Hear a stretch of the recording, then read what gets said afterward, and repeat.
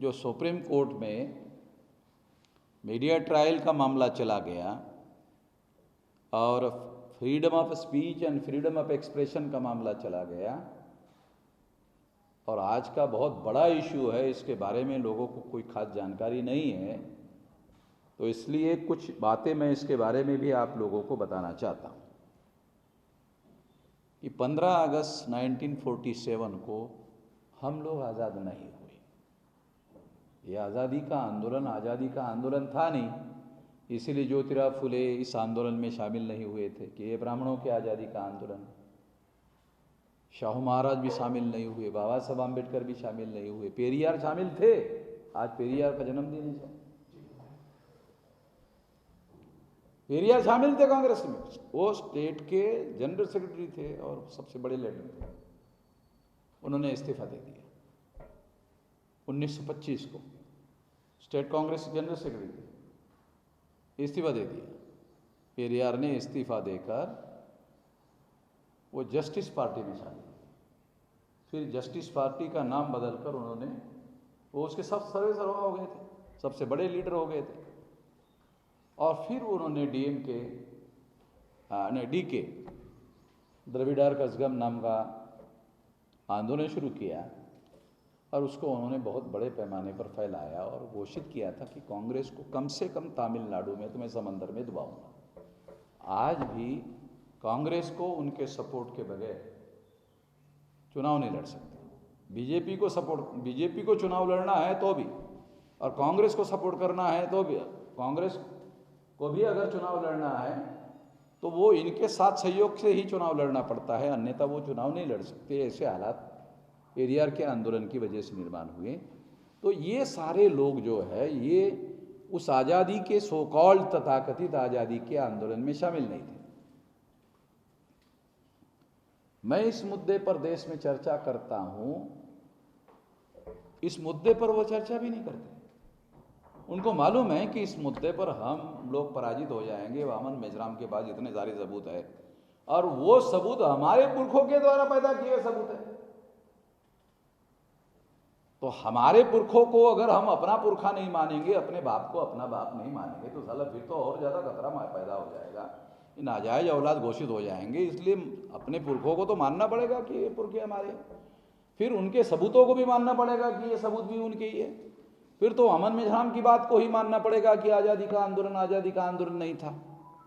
इसलिए इस पर वो इसका जवाब क्या ढूंढ के निकाला, इस पर चर्चा ही नहीं किया।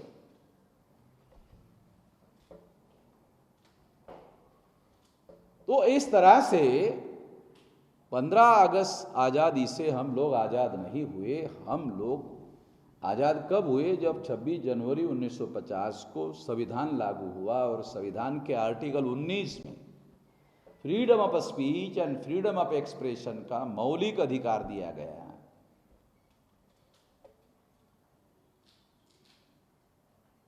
उसकी वजह से हम लोगों को, जो मनुस्मृति ने हमको बोलने की सुनने की आज़ादी नहीं दी, वो आज़ादी हमको मिली।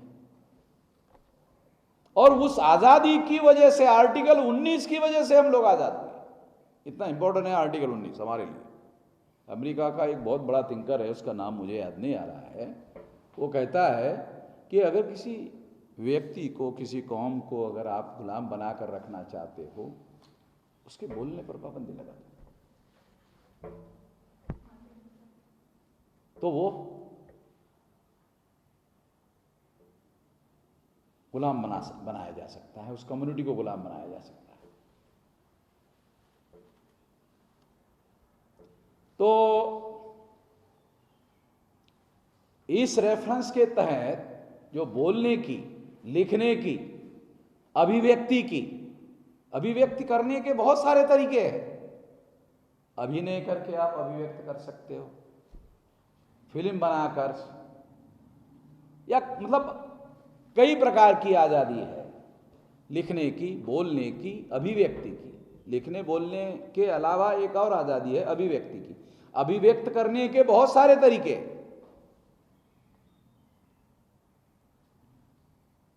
तो ये जो आज़ादी है, इस आज़ादी की वजह से हम लोग आज़ाद हुए। उसी आज़ादी की वजह से हम लोग बोलते बोलते इतना बड़ा आंदोलन खड़ा है।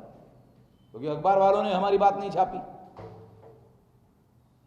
मीडिया वालों ने हमारी बात नहीं लोगों तक पहुंचाई, मगर हम बोलते बोलते बोलते बोलते बोलते बोलते इतना बड़ा आंदोलन हमने खड़ा कर दिया।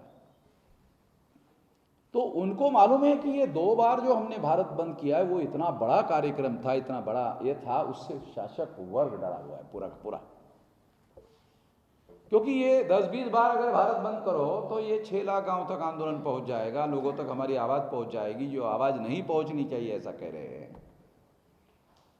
तो इसलिए मैं कह रहा हूं ये जो बोलने की जो आजादी है, freedom of speech and freedom of expression, ये वास्तव में हमारी आजादी है। तो इसलिए हमें 26 जनवरी 1950 को आजादी मिली। मीडिया वालों ने, क्योंकि मेरा ऐसा मानना है कि जो आर्टिकल 19 में जो सब्जेक्ट कवर किया गया है, उसके पहले मैं ये बात बताना चाहता हूं। संविधान में आर्टिकल 17 है 17 कि अनटचेबिलिटी को एबॉलिश करने की घोषणा, वो फंडामेंटल राइट के अधीन है। क्योंकि आर्टिकल चैप्टर नंबर 3 में 12 से शुरू होता है फंडामेंटल राइट, तो उसमें आता है, उसमें कवर होता है, फंडामेंटल राइट में कवर होता है 17। तो उसको ध्यान में रखते हुए एट्रोसिटीज प्रिवेंशन एक्ट बनाया गया।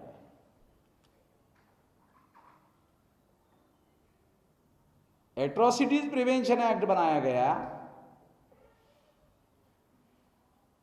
मगर एक कानून मौलिक अधिकार के संबंध में लोगों को कानूनी अधिकार दिया गया, बाकी किसी मौलिक अधिकार को कानूनी जामा नहीं पहनाया गया।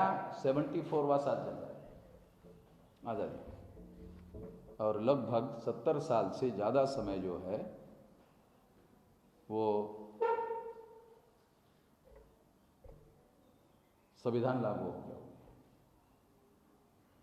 1950 से अगर अब 70 साल के लगभग हो गया है, कोई कानून नहीं बनाया।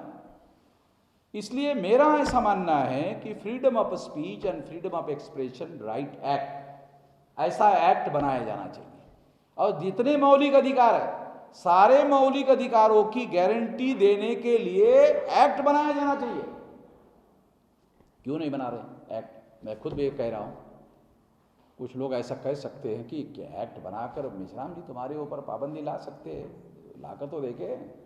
मैं तो ये कह रहा हूं freedom of speech and freedom of expression right act, act बनाओ, कानून बनाकर अधिकार दो और कानून का उल्लंघन करने वाले लोगों को दंड दो। एक्ट बनाएंगे तो दोनों चीजें करनी पड़ेगी, अधिकार देना पड़ेगा और दंड भी देना पड़ेगा, सजा भी देनी पड़ेगी। ठीक है, ऐसा करना चाहिए। मगर अनुसूचित जाति, जनजाति, अदर बैकवर्ड क्लासेस के विरोध में जो ब्राह्मण हजारों सालों से घृणा अभियान चला रहे थे, अस्पृश्यता क्या है, ये जाति व्यवस्था क्या है, जाति व्यवस्था में जो ऊंच नीच की जो भावना है, ये हजारों सालों से ब्राह्मणों ने प्रचार किया। अस्पृश्यता घृणा अभियान का रिजल्ट है।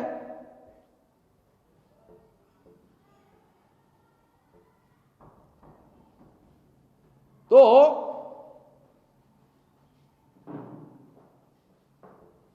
Freedom of speech and freedom of expression जो है, उसका एक्ट बनाया जाना चाहिए, उसका कानून बनाया जाना चाहिए। कानून, जितने मौलिक अधिकार है, सारे मौलिक अधिकारों को प्रोटेक्ट करने के लिए कानून बनाया जाना चाहिए। हर आदमी सुप्रीम कोर्ट नहीं जा सकता। अगर कानून बन गया तो कानून के तहत पुलिस अथॉरिटी को काम करना पड़ेगा। जब कानून होता है तो पुलिस अथॉरिटी के द्वारा रोक लगाई जा सकती है। अगर कानून नहीं हुआ, हाई कोर्ट और सुप्रीम कोर्ट के अलावा कोई आम आदमी हाई कोर्ट, सुप्रीम कोर्ट नहीं जा सकता। इसलिए ये महत्वपूर्ण बात मैं समझाने का प्रयास कर रहा हूं कि freedom of speech and freedom of expression के जो साधन भारत में उपलब्ध है, जिस पर इन लोगों का नियंत्रण है, आधुनिक भारत में या आधुनिक दुनिया में जो राज हासिल किया जाता था प्राचीन भारत में, वो तलवार के बल पर, हथियार के बल पर। लोकतंत्र में तलवार, चाकू, छुरी, बंदूक, गोली नहीं चल सकती। आप राजपाट हासिल कर सकते हो, मगर उसमें चाकू, छुरी, बंदूक, गोली, हथियार नहीं चला सकते। हमारे लोगों को ये बात अभी तक समझ में नहीं आई कि अगर ये सब नहीं रहेगा तो राजपाट कैसे हासिल होगा। तो आधुनिक दुनिया का उसूल है कि आप गोली नहीं, बोली से राजपाट हासिल कर सकते हो, अभिव्यक्ति की आजादी से राजपाट हासिल कर सकते हो। इतना इंपॉर्टेंट बात है। उसके लिए कोई चाकू, छुरी, बंदूक, गोली चलाने की जरूरत नहीं है।